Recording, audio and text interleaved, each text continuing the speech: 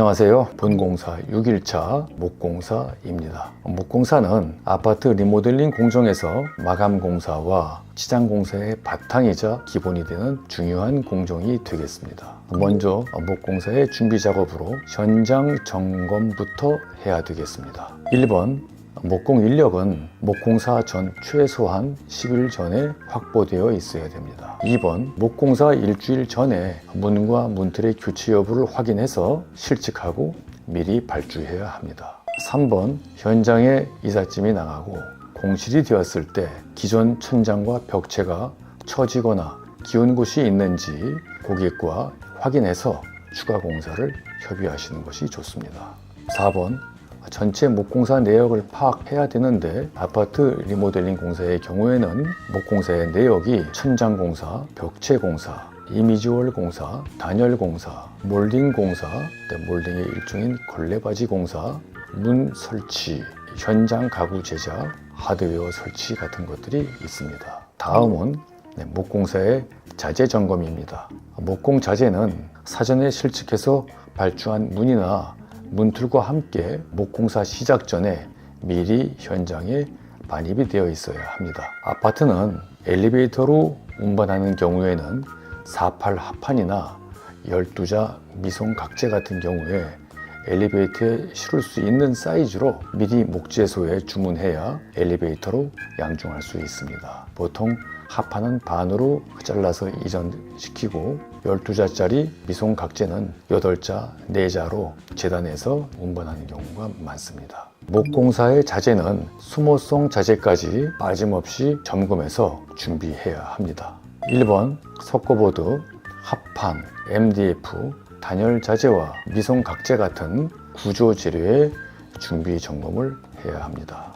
2번, 이보드, 스티로폼, 온돌이라고 불리우는 열반사 폴리에틸렌 같은 단열재의 준비 점검. 3번, 목공용 본드, 우레탄 폼, 실리콘, 목장갑, 현장에서 폐기물 담을 마대자루 같은 것도 다 그런 소모성 자재를 미리 준비해서 확보를 해야 됩니다. 4. 탑카피는 합판 목재용의 F30이나 DT64, 석고보드용 422, 콘크리트 못대용의 ST30, 콘크리트 못대용의 ST50, 몰딩용 실타카핀 등등을 확인하고 5번, 천장 몰딩, 문선 몰딩, 걸레바지 같은 재료 분리용 치장 몰딩의 준비도 점검을 합니다. 6번, 투하 실린더, 경첩, 스토퍼 같은 목공사용 하드웨어를 철저하게 준비해야 하겠습니다. 준비가 반이라고 했습니다. 타카핀 한 값만 없어도 현장의 목공사 작업은 스톱이 되고 맙니다. 철저하게 준비해서 현장 진행에 아무런 문제가 없이 준비하셔야 되겠습니다. 이상으로 아파트 인테리어 리모델링 가이드북 8번째 시간 리모델링 가이드북의 6일차 목공사의 현장 자재 점검 사항을 말씀드렸습니다. 다음 9번째 시간에도 본공사 6일차라고 했지만 6일, 7일, 8일 이 3일을 목공사로 잡았으니까 목공사는 그 일차에 맞게끔 계속 이어지게 말씀드리겠습니다. 이어서 목공사의 시공 포인트와 체크리스트에 대해서 알아보도록 하겠습니다. 첫 번째, 목공사는 모든 마감 공사의 바탕 작업입니다. 기존 천장에 또는 기존 벽체에 수직과 수평 작업은 기본으로 점검해야 됩니다. 두 번째, 문틀 교체는 문선 몰딩의 유무에 따라서 방과 거실 쪽 돌출 부위를 확인하고 세 번째, 특히 욕실의 문틀 교체는 타일 시공 두께를 감안해서 시공해야 합니다. 4번, 문은 시공 후에 회전 반경에 바닥이 닿는지를 확인해 봐야 됩니다. 그래서 밑에 부분 공차 조정하고 5번, 문 교체나 기존 벽장문 같은 것의 교체 시에는 기존 경첩자리 메꿈용 3mm 합판도 준비해야 됩니다. 다음 6번, 천장 공사는 전기나 소방, 에어컨 배관 공사 여부를 먼저 확인을 하고 시공을 하는데 무거운 주명이나 실링팬 같은 기구들의 부착 자리에는 미리 합판으로 시공해서 하중을 견디도록 합니다.